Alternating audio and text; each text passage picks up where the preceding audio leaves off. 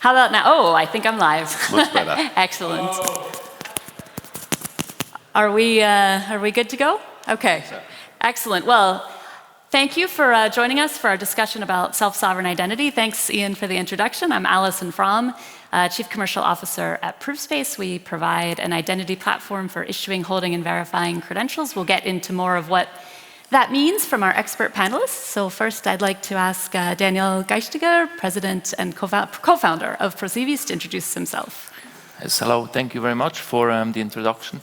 My name is Daniel. I'm the co-founder of Procevis. I'm also co-founder of a couple of other blockchain companies here in Switzerland, among others TrustSquare, Verum Capital, and Nexus Squared. Very happy to be here. I was invited by the University of Zurich because of the project we did with them when it comes to student self-sovereign identities and master diplomas as verifiable credentials, which I'm talking about a little bit later.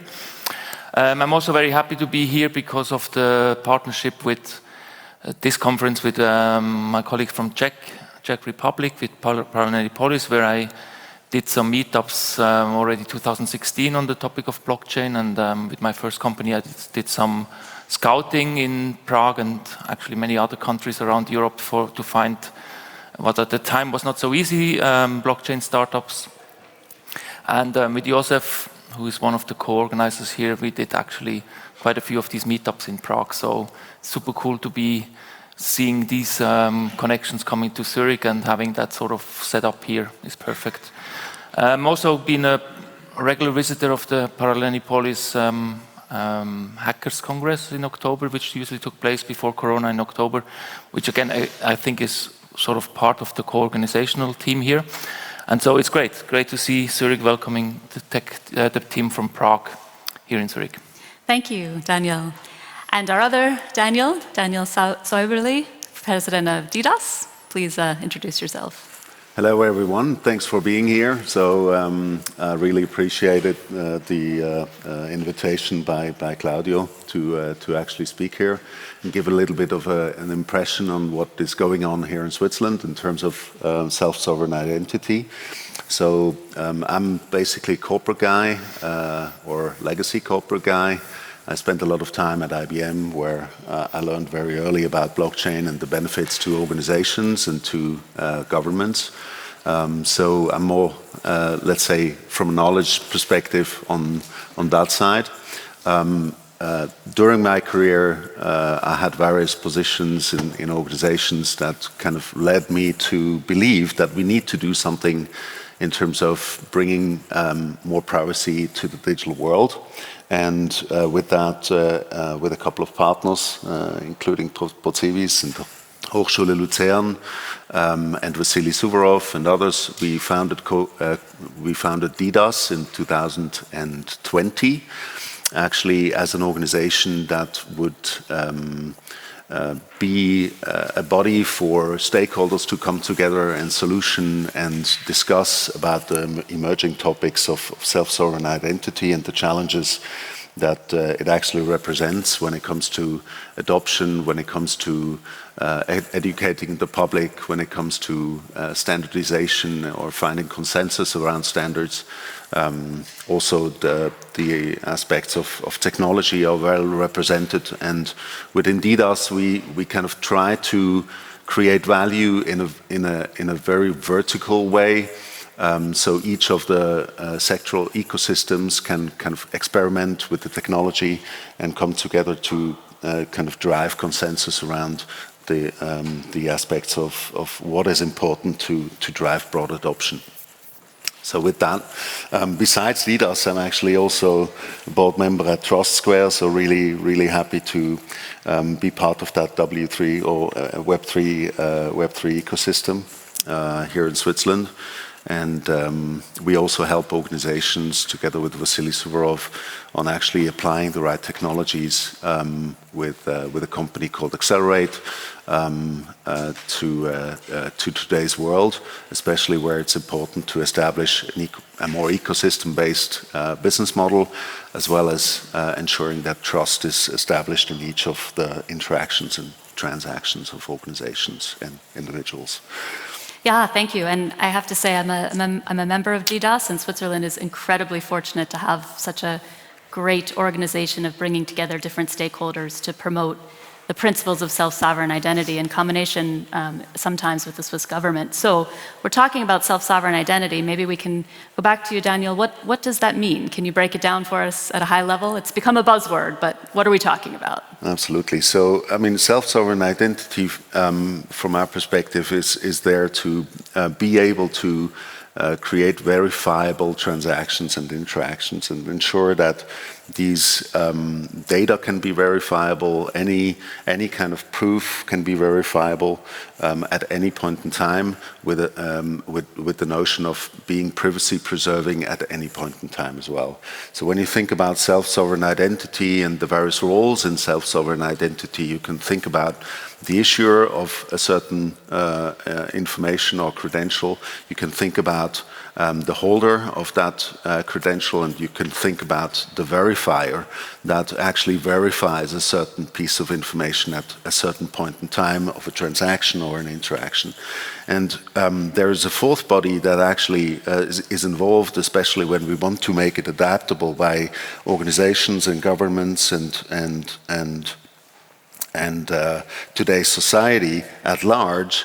That's the governing authority, when you wish, so if you wish, which actually puts out the rules under which this ecosystem actually operates.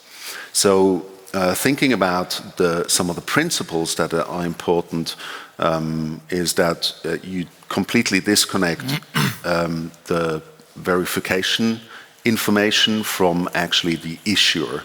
So you want to ensure that there is privacy in verifying that I am Daniel Saeuberli as part of, so maybe I'll show my ID card here because it's always a good example to kind of show that, because there are various credentials that you can see on my ID card.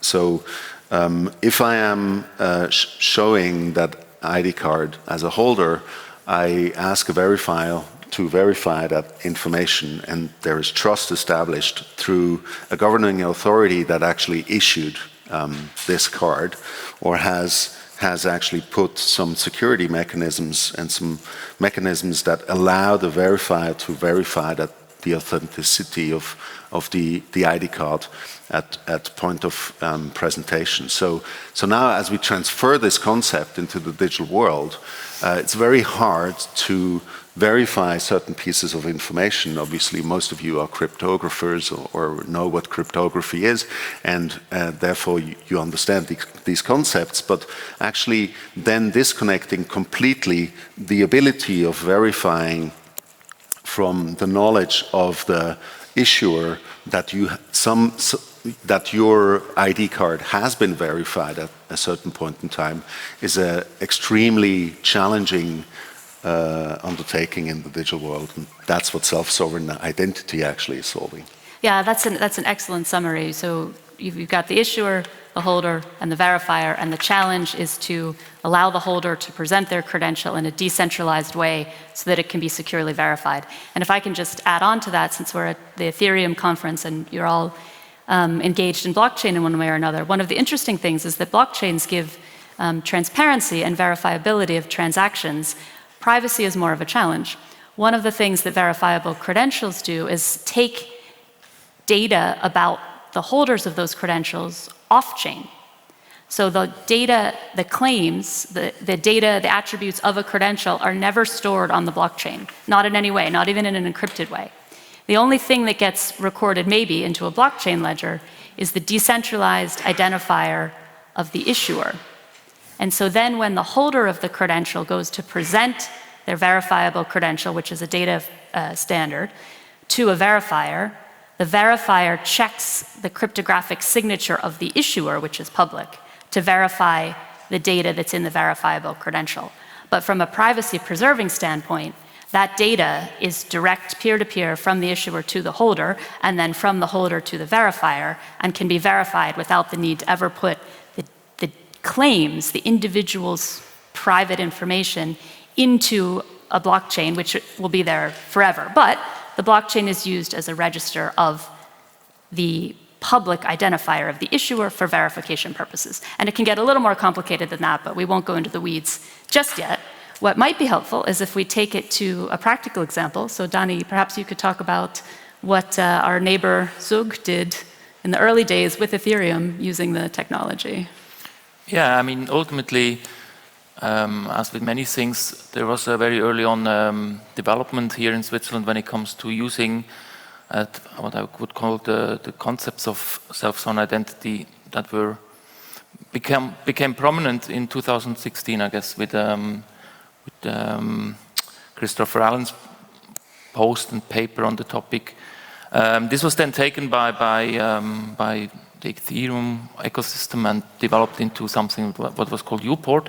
And then UPort, as one of the implementation options of a self-sovereign identity framework, was actually picked up by the city of Zug as a first real implementation, and I would say really early on, a bit too early on probably for a real productive use, and issued a first citizen digital identity based on self-sovereign identity concepts based on UPort in the city of Zug. So 2017, I mean, this was a really ahead of the times premiere when it comes to using that technology.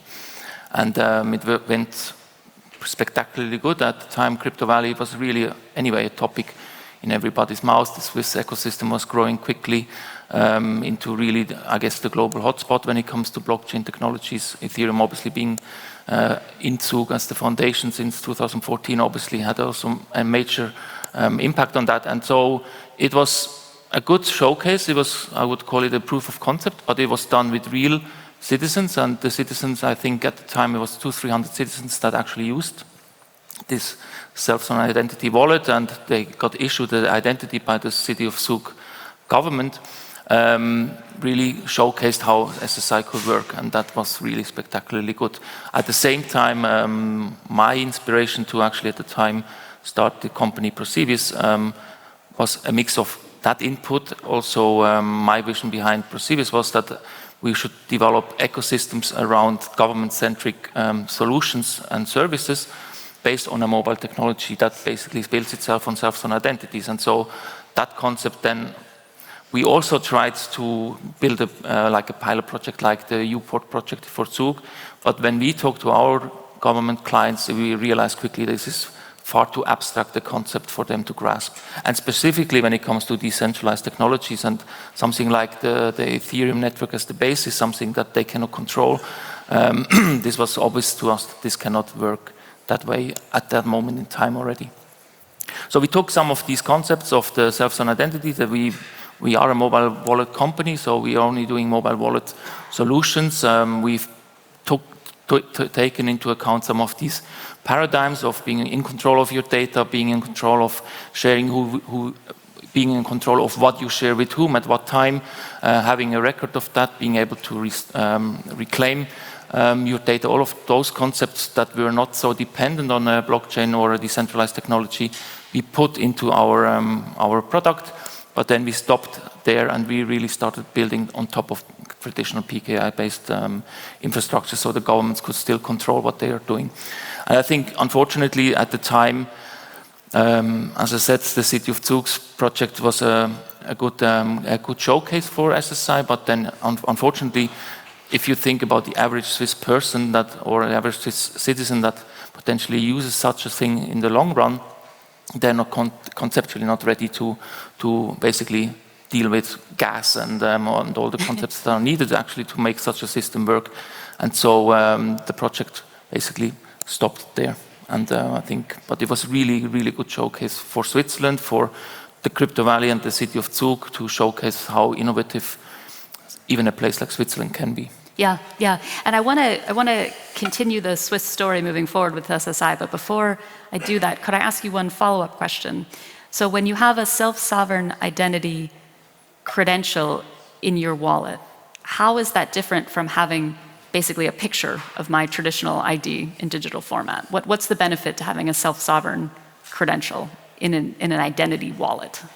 Well, it's the whole concept that comes with it, and the wallet that actually holds then the credential that you're basically being issued to. obviously means that it's in the world of self-sovereign. So you control what you're doing with that thing, and it's not something that can be taken away from you, because you're in possession of this. Obviously, we are now talking about, when it comes to the real applications that we now see happening, the SSI implementations of governments, or I would say SSI-like implementations. If you want to follow all the principles, it can never be government-issued IDs. But let's say something that is very close to an SSI implementation solution, like what's happening in Switzerland with the Swiss EID initiative now, that is currently being developed as a law, as a law that should be go into place into 2025. Bases itself a lot on the principles of SSI. That's basically what we can then basically see as the advantage. If you hold in your wallet your identity card in a digital way, as Daniel said before, in a digital copy, basically digital twin of the physical card. Once you have been issued that thing, you're in control, and that's I guess the main advantage.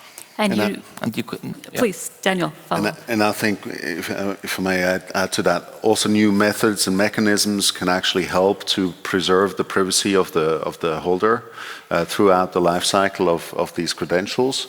And while they are presented, zero knowledge proof and other capabilities can really help you to be saving on data, so minimalistic on data sharing. So you can, for example, when you enter a club, you can actually just demonstrate that you're 18 years old and you're actually able to consume alcohol or whatever kind of services. And you can do that in the physical world, but you can also do that in some way in the digital world. So being able to demonstrate that you have the credential that is needed for a certain transaction or interaction in a very privacy-preserving way, I think, is the core one of the pieces of the core value of what self-sovereign identity promises. Yeah. And also, I think the combination of credentials. I mean, it's not just about one identity credential in your wallet. It's about having all these credentials together in one wallet. So having an ID, your driver's license, your master's student diploma, your whatever else credentials that eventually you will hold in your wallet. And then the fact that you can combine the content of these credentials, the attributes of these credentials in the meaningful way for a given use case, which is what we did with the University of Zurich student wallet project, that you can apply for a job, you use some of your credentials from the student ID, i.e.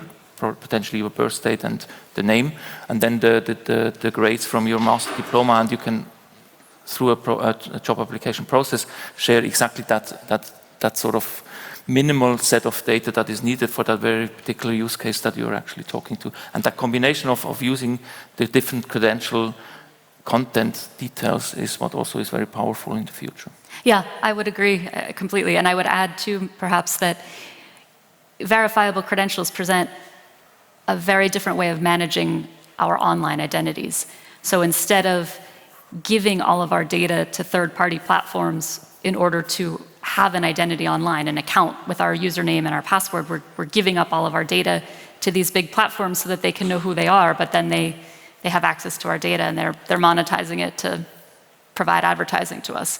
But verifiable credentials turns that equation in reverse, and we control all of our data, and we decide who we share it with and when and how. The example, I forget which one of you was using, where you can prove who you are and what age you are without giving up your address and your birth date and other information that nobody needs. And you keep control of that data privately yourself. Go ahead, Daniel. I mean, the example of Daniel's credential of University of Zurich also kind of highlights the importance of interoperability, because when you kind of move towards Singapore or somewhere else in the world, you need to make sure that in some way this credential can be used in context with what we are trying to do. So applying for a job or whatever, I think that kind of highlights the importance of interoperability across ecosystems, interoperability across borders, interoperability across various aspects of using technology and using these concepts as part of technology. So I think it is vitally important that bodies like DIDAS help to actually drive that consensus, not only nationally as we do it or focus on today, but also internationally, and get that input from a global perspective on what are the key standards that we can reuse. Switzerland has a great history of doing Swiss type of standards, and I can fully understand that because it creates value for the local kind of ecosystem and environment, and allows organizations to capture more value. But on the other side, it really challenges the way how these ecosystems work in the digital world, or should work in the digital world today. Yeah, and let's stay on that topic of interoperability for a minute. So we've talked about the different building blocks of self-sovereign identity. One is the decentralized identifier, which represents either an issuer or a holder of a credential or a verifier. And we've talked about the verifiable credential. And both of those pieces of data need to have standards so that they can be used to communicate between the different parties. One of those standards bodies that Daniel just mentioned is the W3C. They register decentralized identifier methods. And I just checked this morning, I think there are 30 or 40 different decentralized identifier methods registered already, and this industry is brand new. And some of them, many of them point their decentralized identifiers to the Ethereum blockchain. There are some for Bitcoin, there's Cardano, there's Cosmos.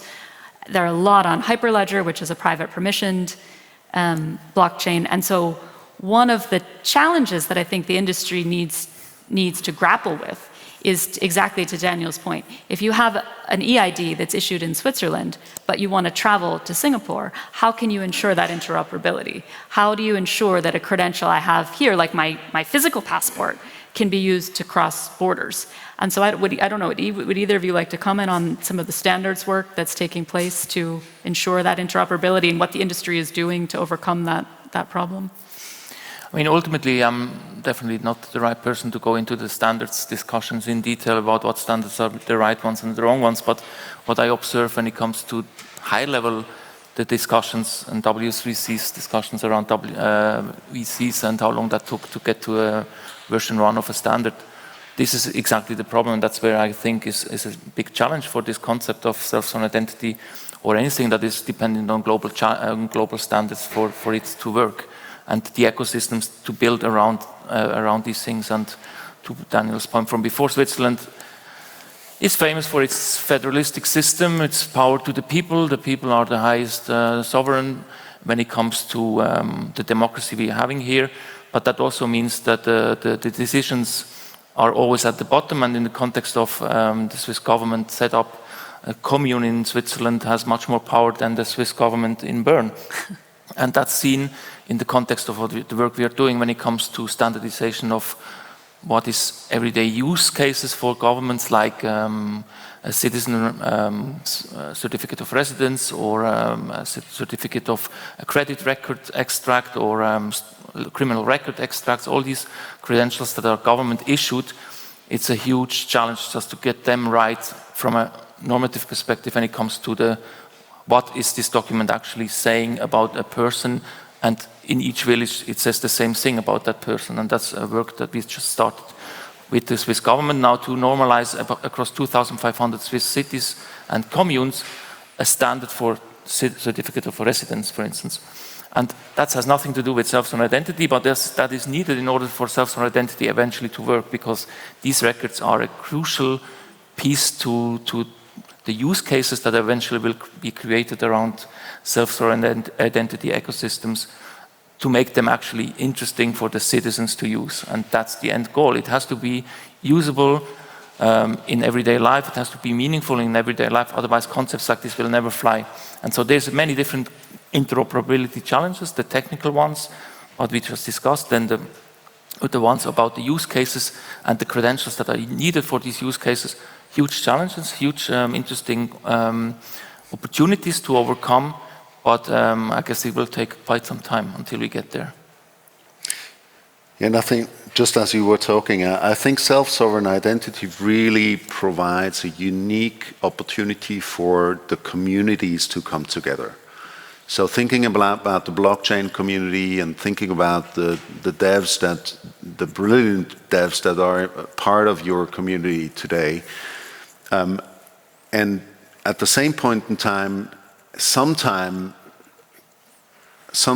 not, going deep into how the real world works today, and therefore missing how a meaningful bridge can be built into an optimized future aligned with our principles and values as a community. I think it creates a tremendous opportunity to come together and solve, not only with the blockchain ecosystem itself kind of thriving on some of these technological innovations, but also kind of finding a way to come together with how the world works today and how we can truly create impact with use cases that are human-centered and that create value for organizations and that create value for societies and governments in privacy-preserving ways, and aligned with these principles that I think Christopher Allen very well put out, kind of walk the journey together. And for me, this is clear that we need to do this together. There cannot be just dev on the blockchain community side and then there's suddenly mass adoption in the real world. I think it really needs that strong balance.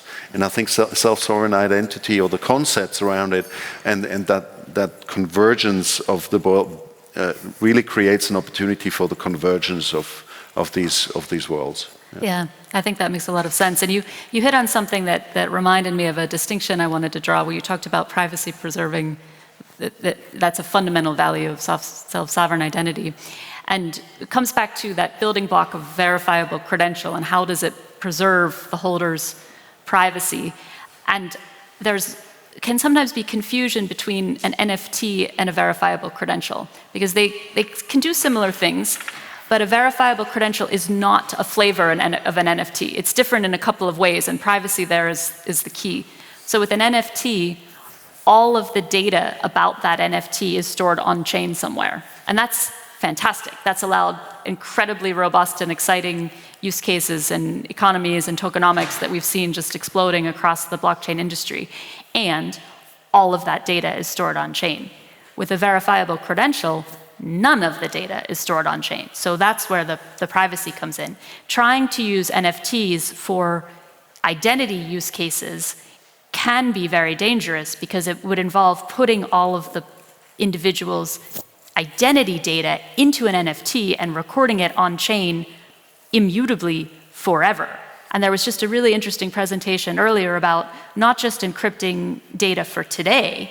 So you could have the best encryption in the world for my identity data that you put on-chain in an NFT today, but it's got to last forever, because that's the beauty of a blockchain. The data is there immutably forever. And so putting identity data into an NFT, even in an encrypted format, and storing it on-chain forever can be very dangerous. So while NFTs have fantastic use cases, what a verifiable credential does is take all of that private data off-chain, and it's issued directly from the issuer to the holder, but it can be verified using the blockchain. And that's where the interoperability and the global standards come from.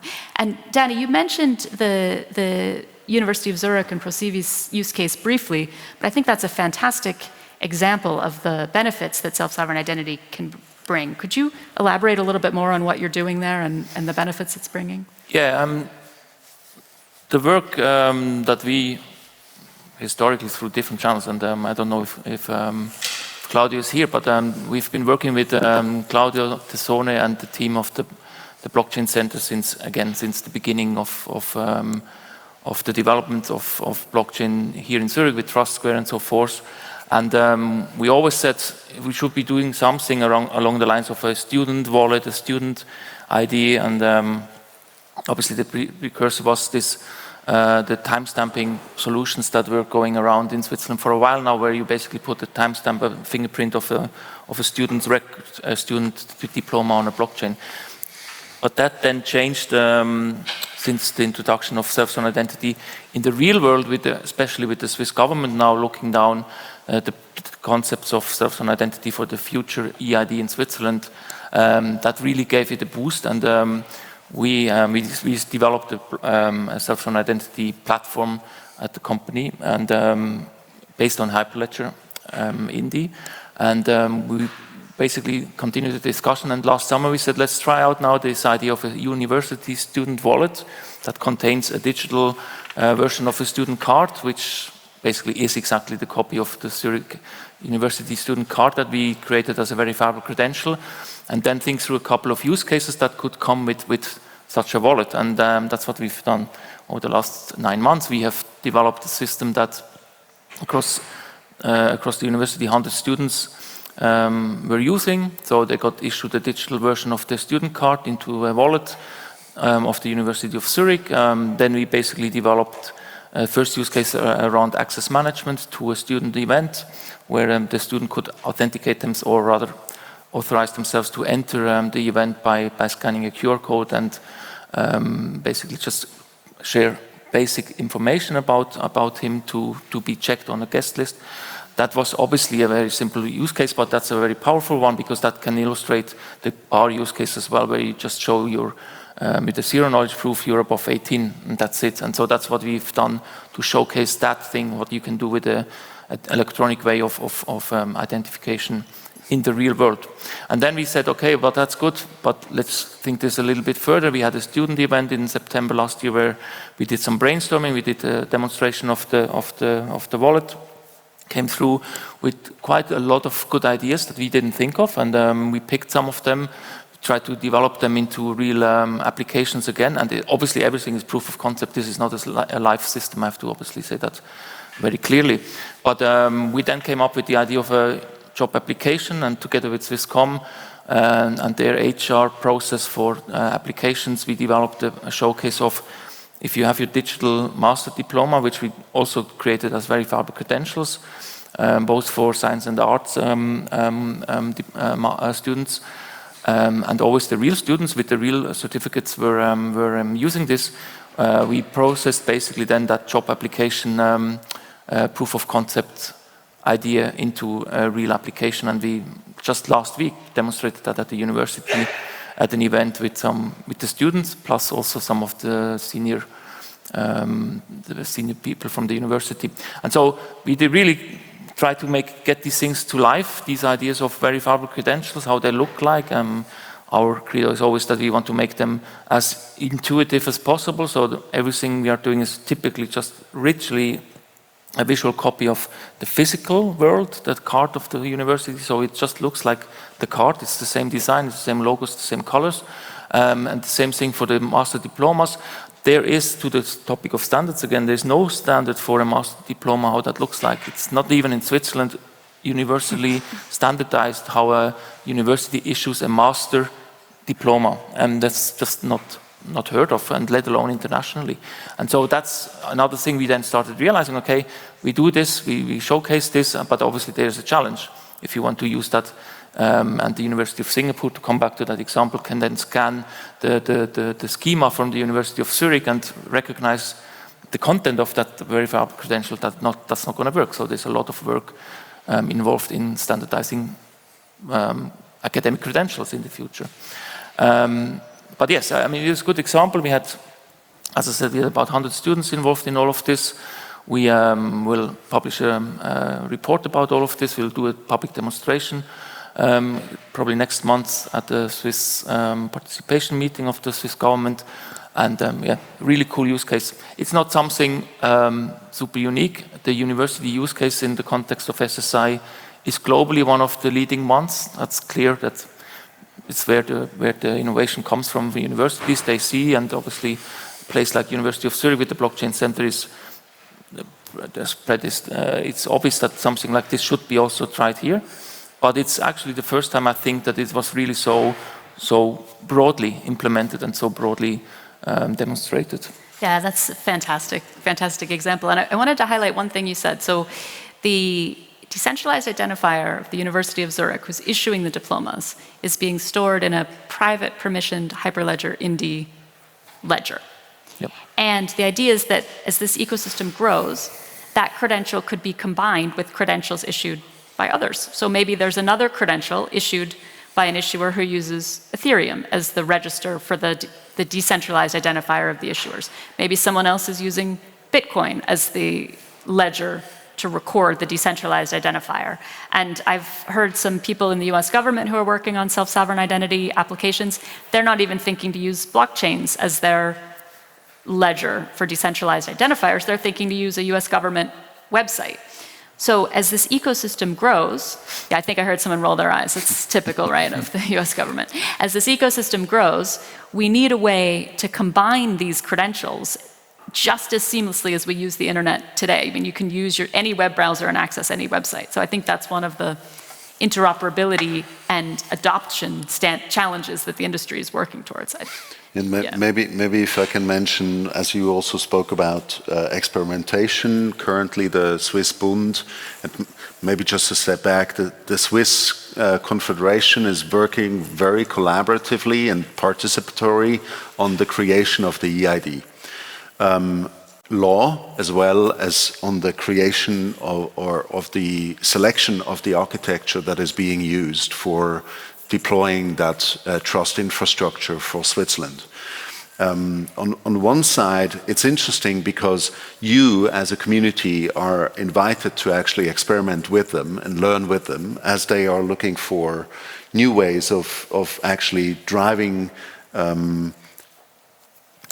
how should I say, maturity into the various aspects of the technology, the governance, the standards, as well as the skills and capabilities of the people involved, and the departments involved, and also the civil society, and also the organizations that ultimately will benefit from a trust infrastructure like this, because it will not only hold the aspects of EID, but it will also allow organizations and individuals to issue verifiable credentials into such a trust infrastructure, which runs on the basis of SSI principles.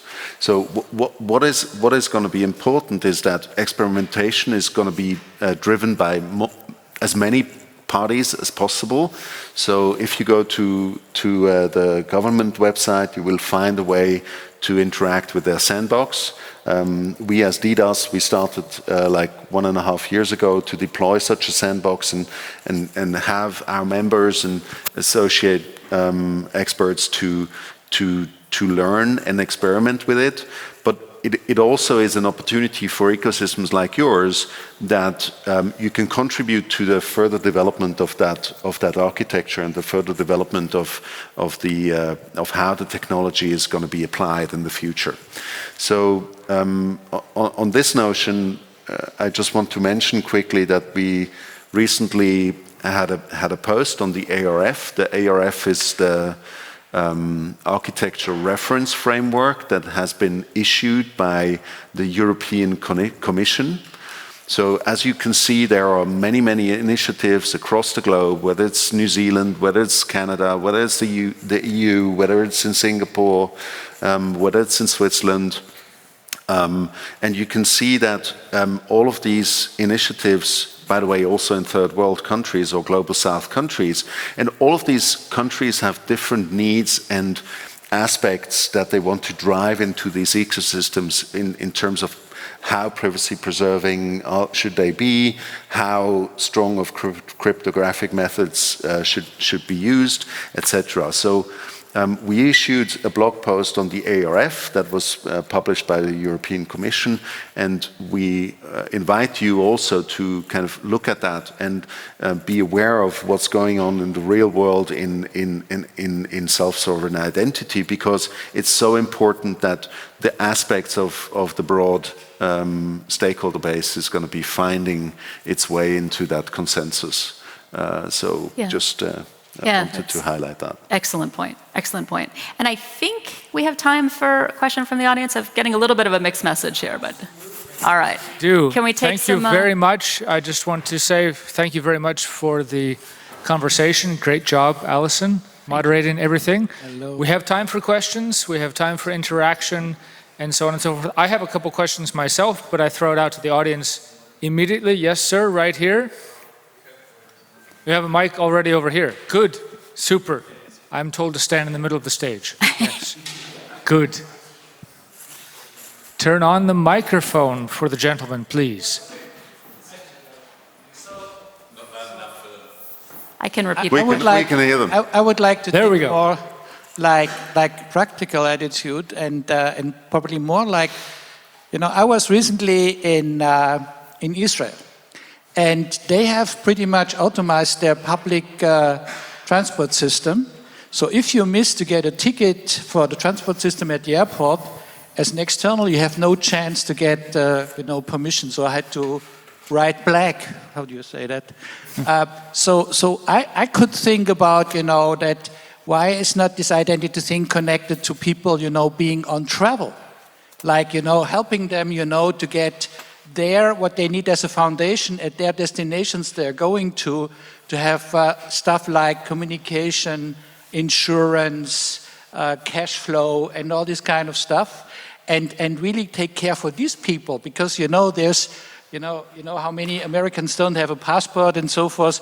So maybe we can concentrate on the ones being in the flow and try to establish for them, maybe temporarily, at least for the time of the travel, some support for identity management. So is it okay if I take it?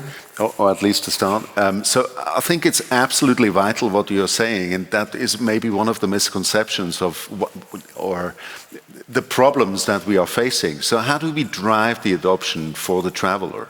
How do we ensure that the services can actually be designed in a way so they use verifiable credentials as part of everyday life? Whether it's traveling in abroad, or whether it's actually looking at your health record, or whether it's actually looking at whatever kind of interaction you need to do within your day-to-day life. And the beauty of verifiable credentials as they would be adopted is that, and Danny mentioned it earlier, that combination of multiple verifiable credentials into something that makes sense, or that something that would be available to a smart contract to actually execute on. So you could actually think about a frictionless future of buying a house, because all of the proofs could be obtained in a digital way, and could automatically be processed alongside the use case of buying the house and all of the regulatory aspects of what needs to get done to execute on that transaction. So you're absolutely spot on, and I think my colleagues will definitely have also a word on that, or certainly on adoption. Yeah. I completely agree, and the only thing I would add is the importance of verifiable credentials, because as we create that frictionless experience that you were asking for and Daniel referenced, the thing to avoid is feeding all of our data about everything that we're doing, every movement we're taking, everything that we're buying to some centralized entity, whether it's a government or a company. We don't want to give all of our data away and allow ourselves to be monitored with every single thing that we're doing. So how do you create that frictionless, smooth, easy digital experience and preserve our independent privacy? And verifiable credentials really are a huge step towards exactly that. That is the holy grail. One more question, sir, or two, and then we move to the next speaker. Okay, up here then. Hey, thanks. Not sure if you were following recent research and what community is also building with decentralized societies. So basically it's more like a concept of rather having identity system built based on verifiable credentials, right? You have more sociocracy, right? Soulbound tokens and this kind of mechanisms. It's open. It opens basically really the doors to more decentralization in that matter, right? Because one of the problems with verifiable credentials is that an authority of like providing some credential itself. Yeah, so curious to hear your thoughts and if you thought you have anything experience about that.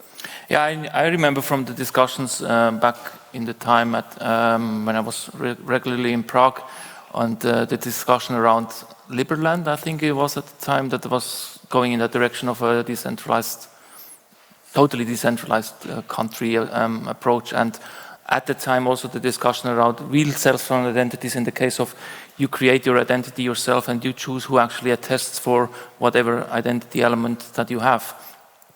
I mean, these are all the great concepts. These are all the things that also motivated me to really get engaged with all of this. Unfortunately, the reality is something that is not quite ready for something like this yet. I think we are struggling, and in Switzerland specifically, since more than 10 years now, to get a government-issued digital identity to use in everyday life as it is now. And to go to that next step, I think society, at least here in Switzerland, we're just not there yet, unfortunately. But it's obviously the end game and the end state. But I think it's just not the right time just yet. But if I can make a last comment, I don't know if it says finished here, but if you're interested in this topic, I would like to make a quick announcement about the Decentralized Identity Unconference that will take place here in Zurich on 7th to 9th of June. It's going to be a 3-day event on this topic of self-sovereign identity, centralized identities, in the format of what some of you might know as the Internet Identity Workshop in California that takes place since 18 years. That's really where this topic is being discussed at the real detail level, and at such a concept and any other technical concepts and any other philosophical concepts around identity can take place in an unconference fashion. That means it's not like a conference where you go and sit and listen to somebody in front of you, but where you actively create the agenda by giving input in the morning, and then teams are formed around the topic, and then you can actually discuss these things in great detail. Unfortunately, that's not possible here today, but if you're interested, if you go to the diceeurope.org website, you can see the details around that conference. I highly recommend it. It's here in Zurich at Trust Square. It's the first edition in Europe, and we're super excited to get a bit details to organize this. Super. Very, very good. Thanks for the questions. Thanks for the great discussion. We'll wrap things up there. Super. And move on to the next speaker.